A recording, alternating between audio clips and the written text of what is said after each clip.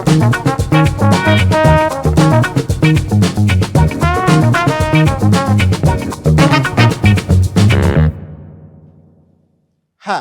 my name is Antonio Newton, your local realtor with the Newton Group at Coldwell Banker, and welcome to Market Stats for December 2021. Let's see how we closed out the year.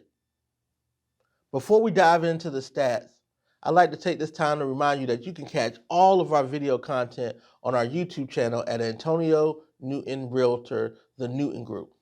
There you'll find our market stats videos, our Time to Talk Tuesday, our After Coffee series, and so much more video content for you. And don't forget, you can connect with us on our other social media sites as well. And don't be shy. Make sure you like or comment or share it with someone who you think can benefit from it. But most importantly, make sure you click that bell so that way you get notified of any video content that we post.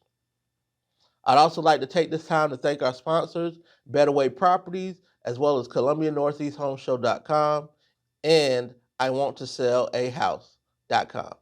Thank you so much for your sponsorship and your continued support. This video, we're talking about December's market stats for 2021 for Kershaw County. Now, please keep in mind these are only single-family residential homes, so this would not include any kind of condos, townhouses, mobile or modular homes, or anything like that. Single-family residential homes. So let's see what the data says. So many people have been talking that it's wintertime, the market slows down, there's a slowdown that's going on. You got the holidays, you got kids out of school, you got, our winter, which is, kind of like more like fall. So how did the market respond to all of these things that's going on? Well, let's see. So when you look at the month of December, we had 132 closed transactions, which is up 43% from what we did last year. Last year, we only had 92. For Kershaw County, we had 132 closed transactions. So we see how fast this area is growing. When you look at the average sales price, up 22%. 22%. Now, the average is anywhere between 3 and 6%. So to gain 22% in a 12-month cycle is tremendous.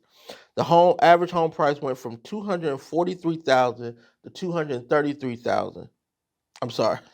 It went from 243. Let's start that over. It went from 233,000 to 295,732,000. If you can understand that. But it went up $52,000 in one 12-month cycle. Now, a lot of that will have to do with the new construction that's going on with Kershaw County as well. But even with that new construction, as a Kershaw County homeowner and resident, that has also helped bringing up your equity as well.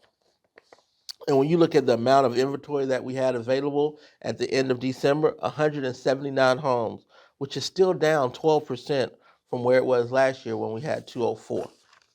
Now, if you've been following the stats and the market stats that we put out, my two big factors that determine how fast the market responded is days on the market as well as sell price to list price. Because that tells us how aggressive buyers are being and how quickly buyers are moving. So just as a recap, for November of 2021, the average days on the market was 18. And the average sales price to list price was 98.95%. So how did that fare for 2021? Well, the average days on the market was 43. So things slowed down drastically. Now, once again, that does have something to do with some new construction homes as well. But 43 days on the market was the average. And when you look at the sales price to list price, it's back up now to 99.62%. So 99.62%. So they're being more aggressive, even though things are closing slower when you factor in the new construction as well. But throughout the whole 12-month period of 2021, there's 1,175 closed transactions in Kershaw County.